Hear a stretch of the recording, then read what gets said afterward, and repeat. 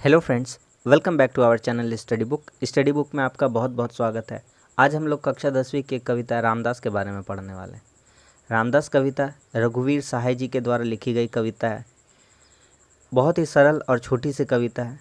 इस कविता को पढ़ने से पहले सबसे पहले हम इसके मूल भाव को समझ लेते हैं, इसके उद्देश्य को समझते हैं कि लेखक ने किस उद्देश्य से यह कविता की रचना की है, तो हमें यह कविता समझने में बहुत ही आसानी होगी। वर्तमान राजनीतिक जो दृश्य है, इसमें प्रशासन एवं व्यवस्था की पोल खोलना रामदास कविता का मुख्य उद्देश्य है। हमारे देश में जो पूंजीवादी व्यवस्था है, इसमें असामाजिक तत्व बहुत ही बेखौफ होकर जी रहे हैं। कविता ने सरकार की आंखों में उंगली उड़ेलकर जो यह रुग्ण होती जा रही व्यवस्था है, उसे सुधारने का संदेश दिया है। देखते हैं कविताओं को पंक्तियों से हम समझते हुए चलते हैं। चौड़ी सड़क गली पतली थी, दिन का समय घनी बदली थी। रामदास उस दिन उदास था, अंत समय आ गया पास था। उसे यह बता दिया गया था कि उसकी हत्या होगी। प्रस्तुत पंक्ति में रामदास के वध स्थल का वर्णन है। कवि ने कहा कि शहर की चौड़ी सड़क से जुड़ी एक पतली सी गली थी। दिन का समय था, आकाश में बादल छाए हुए थे। रामदास का मन बेहद उदास था, क्योंकि उसे पता था उसकी मौत का समय और स्थान उसे बता दिया गया था। बस कुछ ही क्षणों के अंदर उसकी जीवन लीला समाप्त होने वाली थी। इन पंक्तियों में यही कहा गया है। देखिए, चौड़ी सड़क गली पतली थी, दिन का समय घनी बदली थी। रामदास उस दिन उदास था, अंत समय आ गया पास था। उसे यह बता दिया गया था कि उसकी हत्या होगी। धीरे धीरे चला अकेले, सोचा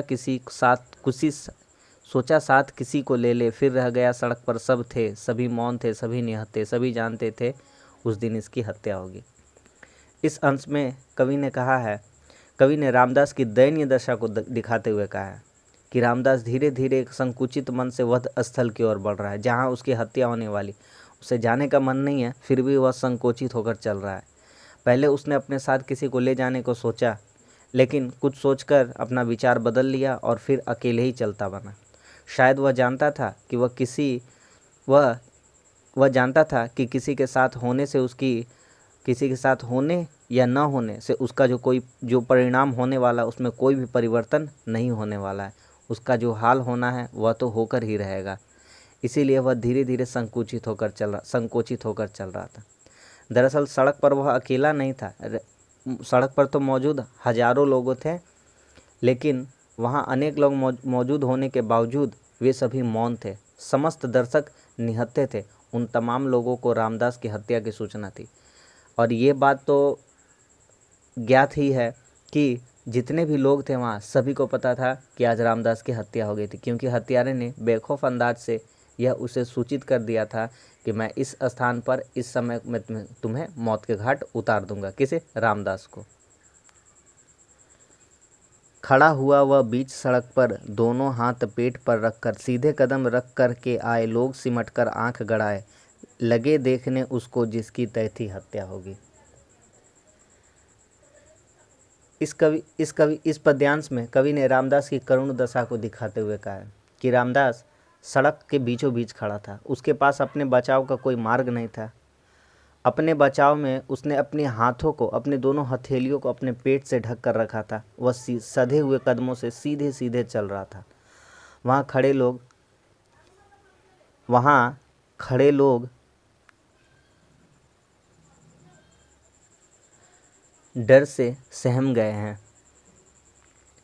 तमाशबीन लोग, यानी तमाशा देखने वाले लोग, अपनी आंख गड़ाए रामदास की परिणति को देख रहे थे कि रामदास की हत्या होने वाली। सिर्फ और सिर्फ वे लोग देख ही सकते थे। रामदास की जो दशा होने वाली, उसकी जो मृत्यु होने वाली है, उसे रोकने का कोई भी प्रयास नहीं करने वाले हैं। निकला गली से तब हत्यारा, आया उसने नाम पुकारा, हाथ तौलकर चाकू मारा, छूटा लोहू का फुवारा, कहा नहीं था उसने आखिर उसकी हत्या होगी। प्रस्तुत पंक्ति में कवि ने रामदास की हत्या का वर्णन किया है। गली से एक हत्यारा निकलता है, उसने रामदास का नाम पुकारा, वह रामदास का नाम पुकारता है। उसने हाथ तोलकर यानी हाथ से चाकू निकाला और रामदास के ऊपर वार किया। उसका देह पूरा खून से लहूलुहान हो जाता है चाकू मारने के उपरांत।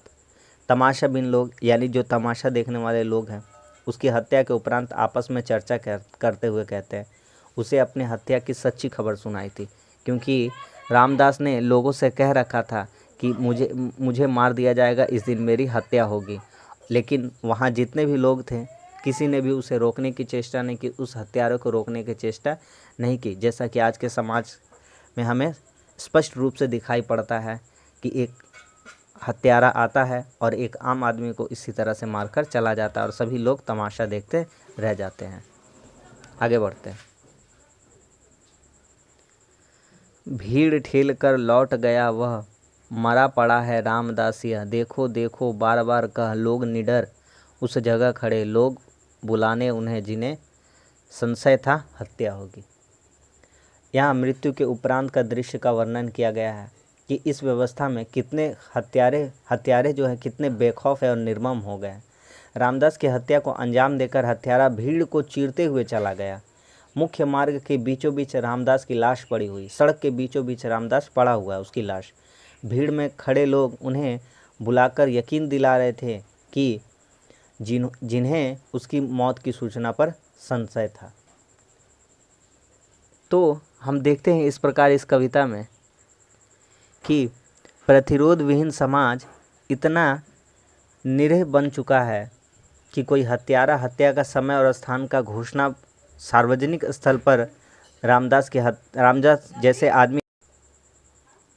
आज हमारा जो यह राजनैतिक व्यवस्था है इस पर चोट करते हुए कवि ने कहा है कि यह तो अब आम बात हो गई है कि जितने भी हत्यारे हैं वही गद्दी पर बैठे हैं, वही सत्ता चला रहे हैं।